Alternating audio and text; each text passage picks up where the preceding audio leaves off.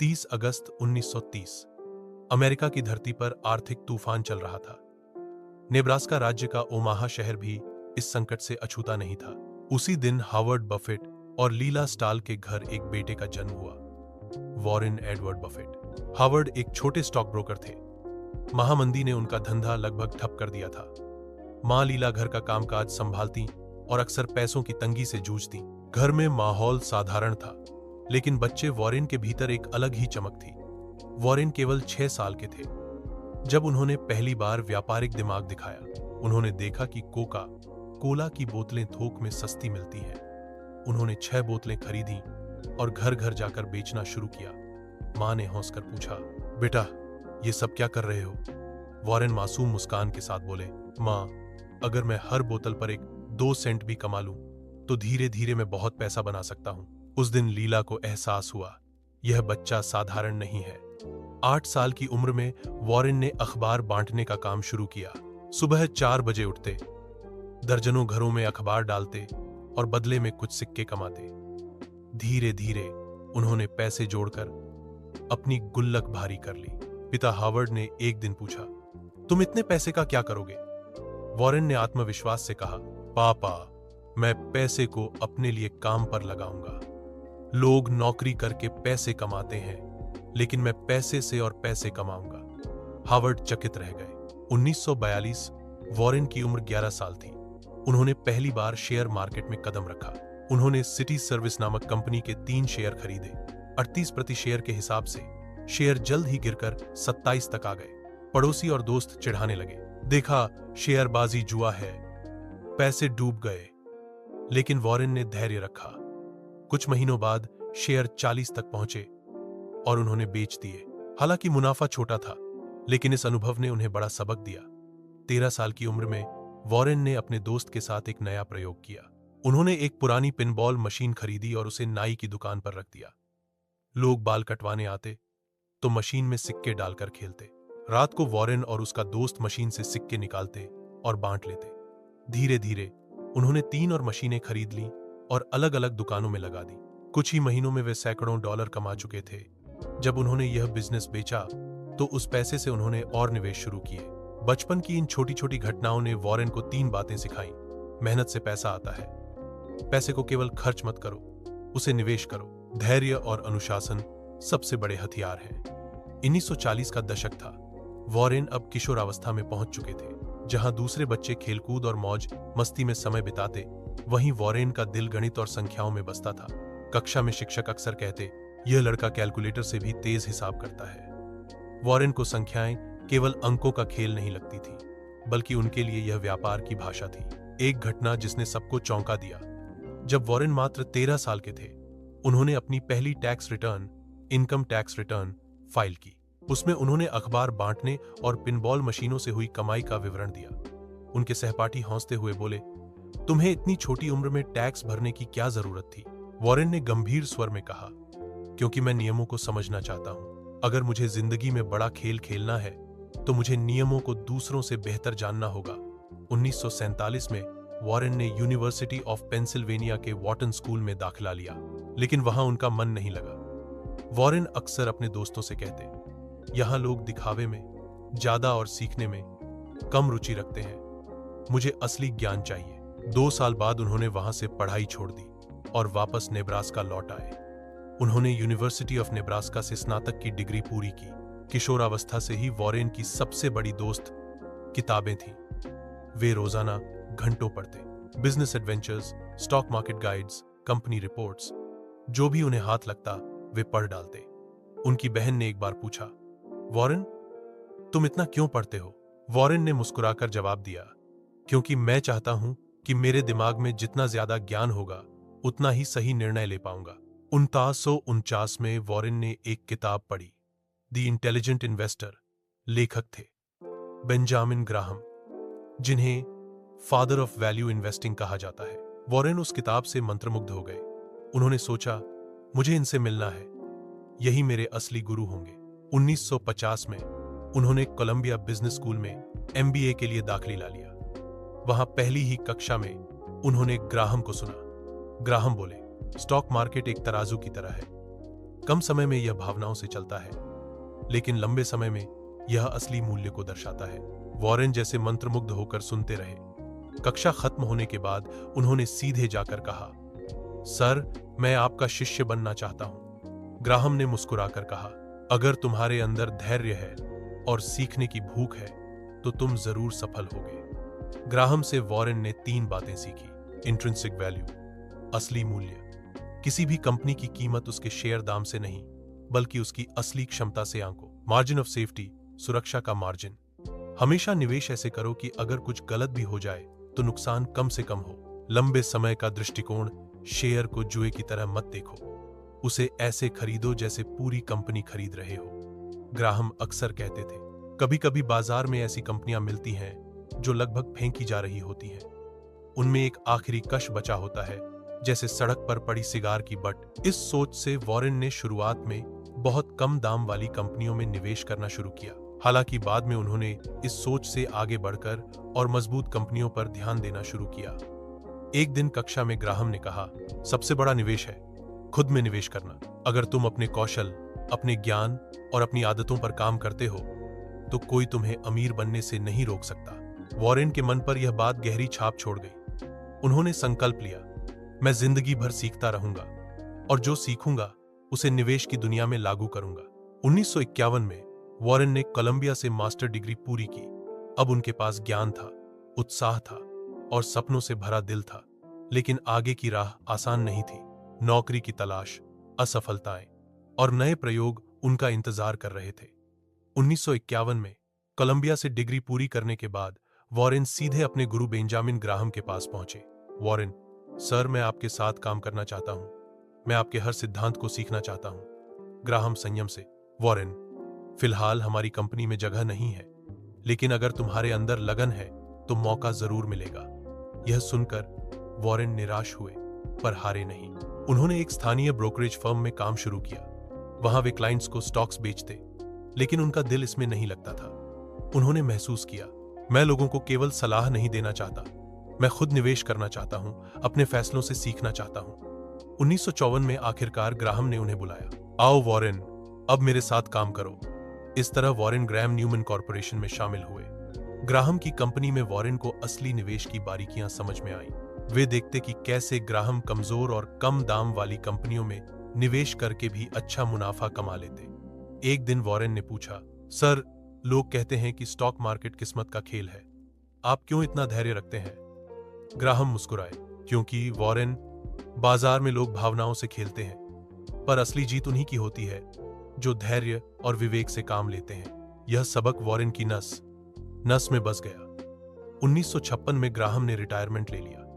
Warren ने सोचा, अब मुझे अपने दम पर कुछ करना होगा। वे ओमाहा लौट आए, दोस्तों और रिश्तेदारों से मिले। वॉरेन, मैं एक निवेश साझेदारी शुरू करना चाहता हूं। अगर आप मुझ पर भरोसा करते हैं तो कुछ पैसे मुझे दीजिए, मैं उन्हें आपके लिए बढ़ाऊंगा। शुरुआत में लोगों को शक था, पर वॉरेन की ईमानदारी देखकर कुछ ने हामी भर दी। उन्होंने कुल मिलाकर लगभग 1,000 इकट्ठा किया, जिसमें से वॉरेन का योगदान केवल 100 था। इस तरह जन्म हुआ बफेट पार्टनरशिप लिमिटेड। वॉरेन ने निवेशकों से कहा, मैं आपको यह वादा करता हूं, अगर फायदा होगा तो आप सबसे पहले फायदा उठाएंगे, अगर नुकसान होगा तो वह सबसे पहले मुझे झेलना पड़ेगा। मैं आपके पैसों को अपनी मां के पैसों की तरह संभालूंगा। इस ईमानदार वादे ने सभी का दिल जीत लिया। वॉरेन ने साझेदारी के पैसों से कई कंपनियों में निवेश किया। उनमें से कुछ कंपनियां बाजार में लगभग भुला दी गई थीं, लेकिन वॉरेन ने उनकी असली कीमत पहचानी। उन्होंने सैनबॉर्न मैप कंपनी में निवेश किया, जो नक्शे बनाती थी। कंपनी की संपत्ति उसकी बाजार कीमत से कहीं ज्यादा थी। वॉरेन ने यह देखा और बड़ा दाम लगाया। उन्होंने डेम्स्टर मिल मैन्युफैक्चरिंग नामक कंपनी में निवेश किया। यह कंपनी घाटे में थी, लेकिन वॉरेन ने इसकी व्यवस्था बदलवाई और इसे मुनाफे में ला दिया। धीरे धीरे निवेशकों का भरोसा बढ़ता गया। वॉरेन की साझेदारी हर साल बाजार से कहीं बेहतर प्रदर्शन करने लगी। 1952 में वॉरेन ने सुसान थॉम्पसन से शादी की। उनका घर साधारण था, पर उनके सपने बड़े। सुसान हमेशा उन्हें प्रोत्साहित करती, वॉरेन, तुम अलग हो, तुम केवल पैसे नहीं कमा रहे, तुम एक सोच बना रहे हो। उनके 3 बच्चे हुए, सुसान, हॉवर्ड और पीटर। वॉरेन अक्सर कहते, मेरी सबसे बड़ी संपत्ति मेरे बच्चे और परिवार है। शुरुआत में वॉरेन ग्राहम की तरह सिगार बट कंपनियों में निवेश करते, यानी बहुत सस्ती और लगभग खत्म हो चुकी कंपनियों में। लेकिन जल्द ही उन्होंने महसूस किया कि यह टिकाऊ रणनीति नहीं है। उन्होंने खुद से कहा, क्यों न मैं उन कंपनियों में निवेश करूं जो मजबूत हैं, जिनका भविष्य उज्जवल है और जो दशकों तक चल सकती हैं। यही सोच आगे चलकर उनकी सफलता का मूल मंत्र बनी। 1960 के दशक की शुरुआत तक बफेट पार्टनरशिप तेजी से बढ़ने लगी। लोग दूर दूर से आकर अपने पैसे वॉरेन को सौंपने लगे। एक निवेशक ने उनसे पूछा, वॉरेन, तुम इतने आत्मविश्वासी क्यों हो? वॉरेन ने कहा, क्योंकि मैं शेयर नहीं खरीदता, मैं कंपनी खरीदता हूं, और अगर कंपनी अच्छी है तो उसका स्टॉक एक दिन जरूर चमकेगा। इन्हीं वर्षों में वॉरेन की नजर एक टेक्सटाइल कंपनी पर पड़ी, बर्कशायर हैथवे। कंपनी घाटे में थी, पर उसके शेयर बहुत सस्ते मिल रहे थे। वॉरेन ने सोचा, अगर मैं इसे खरीद लूं और इसके प्रबंधन को सुधार दूं, तो यह अच्छा सौदा होगा। यहीं से शुरू हुआ वह सफर जो आगे चलकर दुनिया की सबसे बड़ी निवेश कंपनी बनेगा। 1962 में वॉरेन की नजर एक पुरानी टेक्सटाइल मिल पर पड़ी, बर्कशायर हैथवे। यह कंपनी कभी चमकदार नाम हुआ करती थी, लेकिन 1960 के दशक तक इसकी हालत खराब हो चुकी थी। इसके शेयर इतने सस्ते थे कि बाजार में लोग इसे लगभग बेकार समझ रहे थे। वॉरेन ने कंपनी का बैलेंस शीट पढ़ा। उन्होंने पाया कि कंपनी के पास अभी भी कुछ कैश रिजर्व और संपत्ति है। शेयर की बाजार कीमत उसकी असली संपत्ति से कम है। वॉरेन ने सोचा, यह एक सिगार बट की तरह है। भले ही इसमें दम खत्म हो रहा हो, लेकिन इसमें एक आखिरी कश बाकी है। 1965 तक वॉरेन ने इतनी हिस्सेदारी खरीद ली कि वे कंपनी के कंट्रोलिंग शेयर होल्डर बन गए। अब बर्कशायर हैथवे उनके नियंत्रण में थी। नए मालिक बनने पर कर्मचारियों ने उनसे पूछा, मिस्टर बफेट, अब आप हमें क्या आदेश देंगे? क्या आप टेक्सटाइल बिजनेस में नई जान डालेंगे? वॉरेन ने मुस्कुराकर कहा, मैं फैब्रिक बनाना नहीं जानता, लेकिन मैं जानता हूं कि पैसा कहां लगाना है। शुरुआत में वॉरेन ने सच में टेक्सटाइल को सुधारने की कोशिश की। उन्होंने नए मैनेजमेंट लाए, मशीनों में निवेश किया, लेकिन हकीकत यह थी कि टेक्सटाइल उद्योग अमेरिका में धीरे धीरे मर रहा था। विदेशी बाजार सस्ता उत्पादन कर रहे थे और बर्कशायर की प्रतिस्पर्धा नहीं हो पा रही थी। वॉरेन ने बाद में माना, टेक्सटाइल में मेरा निवेश मेरी सबसे बड़ी गलतियों में से एक था। लेकिन बर्कशायर हैथवे की किस्मत तब बदली जब वॉरेन ने बीमा company GEICO, government employees insurance company, में निवेश किया। दरअसल यह वही कंपनी थी जिसके बारे में उन्होंने कॉलेज के दिनों में पढ़ा था। गाइको का मॉडल सीधा था, एजेंट्स को हटाकर सीधे ग्राहकों को बीमा देना, इससे खर्च कम और मुनाफा ज्यादा। वॉरेन ने सोचा, यह बिजनेस मॉडल लंबी रेस का घोड़ा है। 1967 में बर्कशायर हैथवे ने अपनी पहली बीमा कंपनी खरीदी। यह कदम मील का पत्थर साबित हुआ।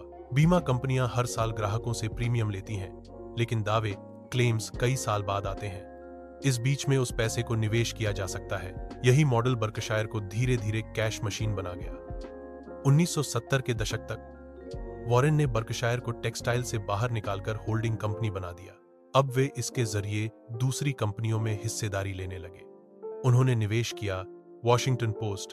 1973, जब पूरा मीडिया सेक्टर संकट में था, वॉरेन ने उस समय बड़े पैमाने पर खरीदारी की। बाद में यह निवेश कई 100 गुना बढ़ा। सीज कैंडीज 1972, उन्होंने 25 मिलियन देकर यह कैंडी कंपनी खरीदी। लोग सोचते थे कि यह महंगा सौदा है, लेकिन सीज ने आगे चलकर अरबों डॉलर का मुनाफा दिया। ब्लू चिप स्टैम्प्स, इस कंपनी के जरिए उन्होंने कई और बिजनेस खरीदे। 1977 से वॉरेन ने बर्कशायर के शेयर होल्डर्स को हर साल एक लेटर लिखना शुरू किया। ये पत्र साधारण भाषा में होते, जिनमें वे अपने निवेश निर्णय और सीख साझा करते।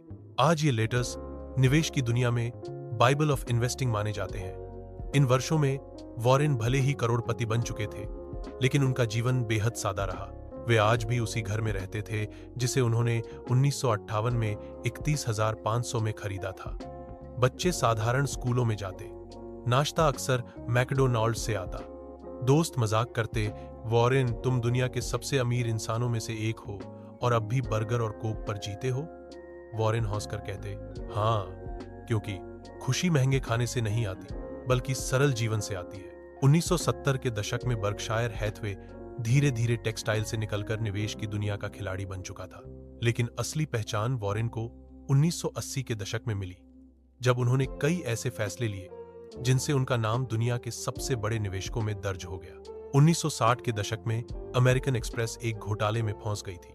एक व्यापारी ने नकली सैलड ऑयल स्टॉक बनाकर कंपनी को धोखा दिया, जिससे अमेरिकन एक्सप्रेस को भारी नुकसान हुआ। पूरे वॉल स्ट्रीट में अफवाह फैल गई, अमेरिकन एक्सप्रेस खत्म हो जाएगी। शेयर लगातार गिरने लगे। इसी समय वॉरेन ने गहराई से जांच की।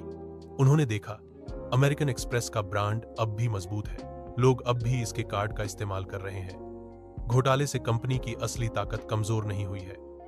वॉरेन ने फैसला किया, यह वही समय है जब सब डर रहे हैं और मुझे लालची बनना चाहिए। उन्होंने अमेरिकन एक्सप्रेस में करोड़ों डॉलर निवेश कर दिए। परिणाम, कुछ ही सालों में यह निवेश कई गुना बढ़ गया और आज भी यह बर्कशायर के पोर्टफोलियो का हिस्सा है। 1973 में स्टॉक मार्केट बुरी तरह गिरा। वॉशिंगटन पोस्ट का शेयर भी लगभग 70% नीचे चला गया। पूरे बाजार में नकारात्मकता थी, लेकिन वॉरेन ने देखा, कंपनी का ब्रांड अमेरिकी समाज में गहराई से जुड़ा हुआ है। इसकी पत्रकारिता और प्रभाव अद्भुत है। वॉरेन ने लगभग 10 मिलियन का निवेश किया। यह रकम उनके लिए भी बहुत बड़ी थी। वॉशिंगटन पोस्ट की मालिक कैथरीन ग्राहम को वॉरेन पर पूरा भरोसा था। दोनों की गहरी दोस्ती हो गई। वॉरेन ने मजाक में कहा, कैथरीन, मुझे पत्रकारिता के बारे में कुछ नहीं पता, लेकिन मुझे इतना पता है कि आपकी कंपनी कभी खत्म नहीं होगी। आने वाले दशकों में वॉशिंगटन पोस्ट का मूल्य सैकड़ों गुना बढ़ गया। 1988 स्टॉक मार्केट अभी भी 1987 के क्रैश से उबर रहा था। कंपनियों में डर का माहौल था। वॉरेन ने अपने हाथ में कोका कोला की बोतल उठाई और कहा, मैं रोज इसे पीता हूं। दुनिया भर में लोग इसे पी रहे हैं। यह एक ऐसी कंपनी है जिसका स्वाद और ब्रांड कभी पुराना नहीं होगा। उन्होंने कोका कोला में 1 बिलियन से ज्यादा निवेश किया। उस समय लोग हंसे, इतने महंगे दाम पर कोई शेयर खरीदता है। लेकिन वॉरेन ने जवाब दिया, महंगी चीजें तब तक महंगी नहीं होती जब तक वे लंबे समय तक कमाई न कर रही हों। आज कोका कोला में उनका निवेश अरबों डॉलर का हो चुका है और बर्कशायर की पहचान में से एक है। 19 अक्टूबर 1987 दुनिया का सबसे बड़ा क्रैश आया। डाउ जोन्स एक ही दिन में 22% गिर गया। पूरे अमेरिका में अफरा तफरी मच गई। निवेशक रातों रात बर्बाद हो गए। वॉरेन बफेट उस दिन शांत बैठे थे। लोग भागकर उनके पास आए, वॉरेन, सब बेच दो वरना सब डूब जाएगा। वॉरेन ने धीरे से मुस्कुराकर कहा, डरो मत, यही सही समय है खरीदने का। उन्होंने अपने पसंदीदा शेयर और ज्यादा खरीद लिए। उनका सिद्धांत साफ था, जब लोग लालची हों तब डरना चाहिए, जब लोग डरते हों तब लालची बनना चाहिए। इस क्रैश के बाद वॉरेन का नाम एक दूरदर्शी निवेशक के रूप में दुनिया भर में फैल गया। 1972 में खरीदी गई सीज कैंडीज कंपनी 1980 के दशक में बर्कशायर की कैश मशीन बन गई। लोग हर साल त्योहारों पर सीज की कैंडी खरीदते। कंपनी का मुनाफा लगातार बढ़ता गया। वॉरेन ने कहा, सीज ने मुझे सिखाया कि एक शानदार कंपनी को सही दाम पर खरीदना एक सस्ती कंपनी को सस्ते दाम पर खरीदने से कहीं बेहतर है। इस दौर में वॉरेन के सबसे करीबी सहयोगी बने चार्ली मंगर। दोनों की जोड़ी अद्भुत थी। वॉरेन अक्सर कहते, अगर मैं इंजन हूं तो चार्ली मेरा नेविगेशन सिस्टम है। वे मुझे सही दिशा दिखाते हैं। चार्ली ने वॉरेन को गहराई से सोचने और गुणवत्ता वाली कंपनियों पर ध्यान केंद्रित करना सिखाया। 1980 का दशक वॉरेन के निजी जीवन में थोड़ा कठिन रहा। उनकी पत्नी सुसान और वे अलग अलग रहने लगे, हालांकि दोनों का रिश्ता दोस्ताना बना रहा। वॉरेन अपनी सादगी भरी जिंदगी में मग्न रहे। उसी पुराने घर में रहना, नाश्ते में मैकडॉनल्ड्स का बर्गर और कोक, साधारण कार से सफर करना। हर साल वॉरेन शेयर होल्डर्स को पत्र लिखते। उनमें वे अपनी गलतियों, सफलताओं और सीख को सरल भाषा में समझाते। इन पत्रों ने उन्हें दुनिया का सबसे पारदर्शी निवेशक बना दिया। वॉरेन बफेट को अक्सर लोग दुनिया का सबसे बड़ा निवेशक कहते हैं, लेकिन खुद वॉरेन हमेशा यह मानते रहे कि मैंने उतनी ही गलतियां की हैं जितनी सफलताएं। 2000 से 2010 का दशक उनके लिए सबसे कठिन दौर रहा। इस दौरान उन्होंने कुछ ऐसी गलतियां की जिनके बारे में वे खुद कहते हैं, काश मैं समय में वापस जा पाता। 1993 में वॉरेन ने एक शू कंपनी डेक्स्टर शूज खरीदी। कंपनी उस समय लाभदायक थी और अमेरिकी बाजार में उसकी पकड़ मजबूत थी। वॉरेन को लगा, यह कंपनी आने वाले दशकों तक पैसा बनाएगी। उन्होंने इसे खरीदने के लिए बर्कशायर के 433 मिलियन के शेयर दिए, यानी नकद नहीं बल्कि अपनी कंपनी का हिस्सा देकर सौदा किया। लेकिन कुछ ही सालों में सस्ता आयातित जूता चीन और अन्य देशों से अमेरिका में आने लगा। डेक्स्टर शूज टिक नहीं पाई और लगभग खत्म हो गई। वॉरेन ने बाद में कहा, यह मेरी अब तक की सबसे बड़ी गलती थी। मैंने सिर्फ एक कंपनी नहीं खोई, मैंने अपने बर्कशायर के शेयर भी बर्बाद कर दिए, जिनकी आज कीमत अरबों डॉलर होती।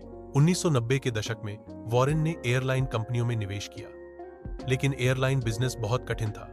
ईंधन की बढ़ती कीमतें, मजदूर यूनियन के झगड़े, दुर्घटनाएं और कड़ी प्रतिस्पर्धा, कंपनियां मुनाफा कमाने के बजाय अक्सर घाटे में जाती। वॉरेन ने मजाक में कहा, अगर कोई सोचता है कि एयरलाइन कंपनियों में निवेश अच्छा है, तो उसे चाहिए कि 1903 में जब राइट ब्रदर्स ने पहला विमान उड़ाया था, तभी जाकर उन्हें गोली मार देता। काफी समय तक उन्होंने एयरलाइन से दूर ही रहने का निर्णय लिया। साल 2000 में इंटरनेट कंपनियों का बूम आया। हर जगह नई नई .com कंपनियां खुल रही थीं। लोग बिना सोचे समझे उनमें पैसा डाल रहे थे। वॉरेन ने निवेश करने से इनकार कर दिया। कई पत्रकारों ने उनसे पूछा, मिस्टर बफेट, आप इस डिजिटल युग में पीछे रह जाएंगे। लेकिन वॉरेन ने शांत स्वर में कहा, मैं वही खरीदता हूं जिसे मैं समझ सकता हूं, और अभी मैं टेक्नोलॉजी नहीं समझता। 2 साल बाद ही .com बबल फूट गया और हजारों कंपनियां दिवालिया हो गई। लोगों ने तब माना कि वॉरेन का धैर्य और संयम सही था। 2008 में दुनिया ने सबसे बड़ा आर्थिक संकट देखा। बैंक डूब रहे थे, हजारों कंपनियां दिवालिया हो रही थीं। लोग अपने पैसों को बचाने के लिए बेचैन थे। पूरे अमेरिका में डर का माहौल था, लेकिन वॉरेन बफेट शांत थे। उन्होंने कहा, यही सही समय है जब अच्छे सौदे मिलेंगे। गोल्डमैन सैक्स, अमेरिका का सबसे बड़ा इन्वेस्टमेंट बैंक, संकट में था। कोई उस पर भरोसा करने को तैयार नहीं था। वॉरेन ने कहा, मैं गोल्डमैन सैक्स पर भरोसा करता हूं।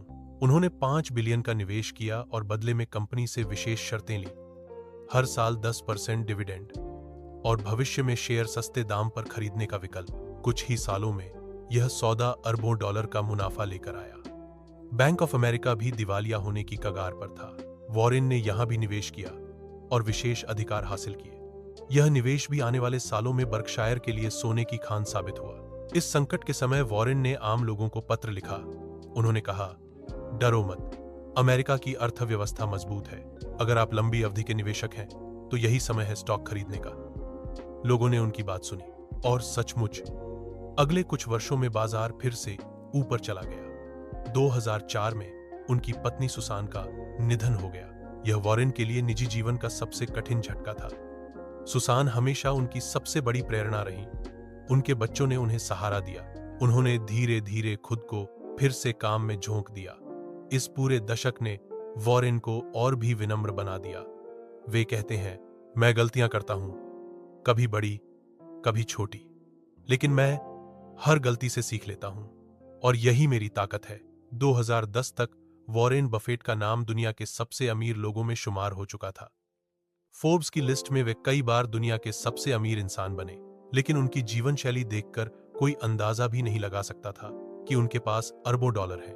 वे आज भी उसी ओमाहा वाले घर में रहते हैं जिसे उन्होंने 1958 में मात्र 31,500 में खरीदा था। वे साधारण कार चलाते हैं और अक्सर मैकडॉनल्ड्स से नाश्ता करते हैं। उनका पसंदीदा पेय अब भी वही कोका कोला है। सुबह उठते ही वे अखबार पढ़ते हैं, wall street journal, financial times, USA today, फिर मैकडॉनल्ड्स से नाश्ता लाते हैं। उनकी बेटी सुसान ने एक बार मजाक में कहा, पापा, आप तो रोज मैकडॉनल्ड्स का बर्गर खाते हैं, क्या कभी बोर नहीं होते? वॉरेन ने हंसते हुए जवाब दिया, जब तक यह स्वाद अच्छा है और कीमत ठीक है, मुझे क्यों बदलना चाहिए? उनकी सादगी ही उनकी सबसे बड़ी पहचान बन गई। वॉरेन का ज्यादातर समय किताबों में गुजरता। वे कहते, मैं दिन का 80% समय पढ़ाई में लगाता हूं। जितना ज्यादा पढ़ो उतना ज्यादा कमाओ। उनका ऑफिस भी किताबों और कंपनी रिपोर्ट से भरा रहता। कई बार आगंतुक पूछते, मिस्टर बफेट, आपके पास अरबों डॉलर हैं, फिर भी आप अब भी इतनी पढ़ाई क्यों करते हैं? वॉरेन मुस्कुराकर जवाब देते, क्योंकि ज्ञान ही असली कंपाउंड इंटरेस्ट है। एक बार किसी रिपोर्टर ने उनसे पूछा, मिस्टर बफेट, आप प्राइवेट जेट क्यों नहीं रखते? वॉरेन ने जवाब दिया, मेरे पास है, लेकिन मैं उसे द इनडिफेंसिबल नाम देता हूं, क्योंकि असली खुशी मुझे अपने पुराने घर में बैठकर कोक पीने और किताब पढ़ने में मिलती है, न कि जेट उड़ाने में। 1991 में वॉरेन की मुलाकात माइक्रोसॉफ्ट के संस्थापक बिल गेट्स से कराई गई। शुरुआत में बिल गेट्स मिलने के इच्छुक नहीं थे। उन्होंने कहा, वॉरेन स्टॉक्स के आदमी हैं, मुझे टेक्नोलॉजी के आदमी की जरूरत है। लेकिन जब दोनों मिले तो बातचीत 30 मिनट से बढ़कर पूरे 10 घंटे तक चली। बिल गेट्स ने बाद में कहा, मैंने सोचा था कि वॉरेन सिर्फ शेयरों की बातें करेंगे, लेकिन वे दुनिया, बिजनेस, समाज और इंसानी व्यवहार को इतना गहराई से समझते हैं कि मैं दंग रह गया। उस दिन से दोनों की गहरी दोस्ती हो गई। 2006 में वॉरेन ने घोषणा की कि वे अपनी 99% संपत्ति दान कर देंगे। 2010 में बिल गेट्स और वॉरेन ने मिलकर अभियान शुरू किया, द गिविंग प्लेज। इसका मकसद था दुनिया के अरबपतियों को प्रेरित करना कि वे अपनी संपत्ति का अधिकांश हिस्सा समाज के काम में लगाएं। वॉरेन ने कहा, पैसा केवल तभी मायने रखता है जब वह दूसरों की जिंदगी बेहतर बनाए। आज द गिविंग प्लेज से सैकड़ों अरबपति जुड़े हैं। वॉरेन ने अपनी संपत्ति का बड़ा हिस्सा शिक्षा, स्वास्थ्य और गरीबी हटाने के लिए दान किया। उनकी सबसे बड़ी दान की राशि बिल और मेलिंडा गेट्स फाउंडेशन को गई, जो वैश्विक स्वास्थ्य और शिक्षा पर काम करती है। एक इंटरव्यू में उनसे पूछा गया, आप अपनी संतान को कितनी संपत्ति देंगे? वॉरेन ने कहा, उन्हें इतना जरूर दूंगा कि वे जो चाहे कर सकें, लेकिन इतना नहीं कि वे कुछ भी न करें। इस दौरान वॉरेन ने अपने पुराने मित्रों और परिवार के साथ ही समय बिताया। उनकी दूसरी पत्नी एस्ट्रिड बैंक्स से शादी 2006 में हुई, लेकिन उनकी जिंदगी अब भी वैसी ही साधारण रही। वे कहते, पैसा इंसान को नहीं बदलता। अगर आप अच्छे इंसान हैं तो पैसा आपको और अच्छा बना देगा। अगर आप बुरे इंसान हैं तो पैसा आपको और बुरा बना देगा। 2016 के बाद वॉरेन ने वह काम किया जिसे उन्होंने सालों तक टाल रखा था, टेक्नोलॉजी में निवेश। उन्होंने एप्पल के शेयर खरीदे। लोग चौंक गए, आप तो कहते थे टेक्नोलॉजी को नहीं समझते। वॉरेन ने कहा, एप्पल सिर्फ टेक कंपनी नहीं है, यह एक उपभोक्ता कंपनी है जिसका ब्रांड, इकोसिस्टम और ग्राहक वफादारी बेमिसाल है। आज एप्पल में उनका निवेश बर्कशायर के लिए सबसे बड़ा सोर्स ऑफ प्रॉफिट है। दुनिया उन्हें महान निवेशक कहती है, लेकिन वॉरेन हमेशा कहते हैं, अगर आप सोचते हैं कि मैंने गलतियां नहीं की तो आप मुझे गलत समझते हैं। उनकी महानता केवल उनकी सफलता में नहीं, बल्कि अपनी गलतियों को स्वीकारने और उनसे सीखने में है।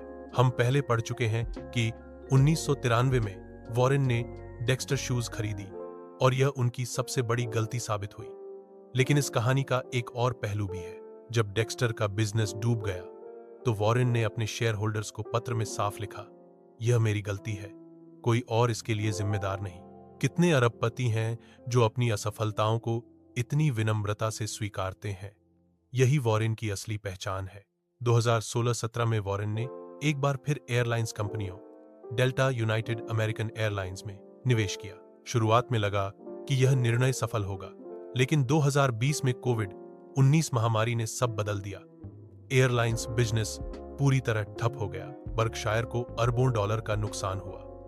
वॉरेन ने सार्वजनिक रूप से कहा, यह मेरी गलती थी। मुझे लग रहा था कि उद्योग संभल चुका है, लेकिन मैं गलत साबित हुआ। 2011 में वॉरेन ने IBM में निवेश किया। उन्हें लगा कि यह टेक्नोलॉजी सेक्टर का भरोसेमंद दांव है, लेकिन आने वाले वर्षों में IBM का बिजनेस कमजोर होता गया। वॉरेन ने धीरे धीरे अपनी हिस्सेदारी बेच दी। उन्होंने मजाक में कहा, मैंने टेक्नोलॉजी में कूदने की जल्दी की और यह मुझे महंगी पड़ी। 2015 में बर्कशायर और 3G कैपिटल ने मिलकर क्राफ्ट और हाइंस का विलय किया, लेकिन बदलती उपभोक्ता पसंद, हेल्दी फूड की बढ़ती मांग और प्रतिस्पर्धा के कारण क्राफ्ट हाइंस का प्रदर्शन उम्मीद के अनुसार नहीं रहा। वॉरेन ने इस निवेश से भी सबक लिया कि ब्रांड मजबूत होना चाहिए, लेकिन बदलते समय के साथ एडजस्ट करना और भी जरूरी है। 2020 के बाद वॉरेन की उम्र 90 से ऊपर हो चुकी थी, लेकिन वे अब भी हर दिन ऑफिस जाते हैं, हर दिन घंटों पढ़ते हैं, मीटिंग्स करते हैं और निवेश के फैसले लेते हैं। लोग पूछते, मिस्टर बफेट, आपकी उम्र इतनी ज्यादा हो गई है, फिर भी आप इतने सक्रिय कैसे हैं? वॉरेन मुस्कुराते हुए जवाब देते, क्योंकि मैं वही काम करता हूं जिसे मैं प्यार करता हूं, और अगर आप वही करते हैं जिसे आप प्यार करते हैं तो आपको कभी काम नहीं करना पड़ता। 2016 के बाद एप्पल बर्कशायर का सबसे बड़ा निवेश बन गया। आज यह निवेश अरबों डॉलर का है और बर्कशायर की पहचान का हिस्सा है। वॉरेन कहते हैं, एप्पल सिर्फ टेक कंपनी नहीं है, यह उपभोक्ताओं की लाइफस्टाइल का हिस्सा है। 2020 की महामारी में पूरी दुनिया घबरा गई, लेकिन वॉरेन ने शेयर होल्डर से कहा, डरो मत, अमेरिका पहले भी संकटों से निकला है, यह भी निकल जाएगा। उन्होंने कई गलतियों को स्वीकारा, जैसे एयरलाइंस से बाहर निकलना, लेकिन उन्होंने धैर्य बनाए रखा। आज तक वॉरेन अपनी 99% से अधिक संपत्ति दान करने का संकल्प निभा रहे हैं। उन्होंने अब तक 50 बिलियन से अधिक दान किया है। उनका मानना है, अगर आप अमीर होकर मरते हैं तो यह शर्म की बात है। आज वॉरेन बफेट केवल एक अरबपति नहीं, बल्कि एक विचारक, एक आदर्श और एक समाज सेवी है। उनकी विरासत केवल बर्कशायर हैथवे नहीं है, बल्कि उनका दर्शन है। The best investment you can make is in your self. Rule no one, never lose money. Rule no point two, never forget rule no point eight. Price is what you pay, value is what you gate.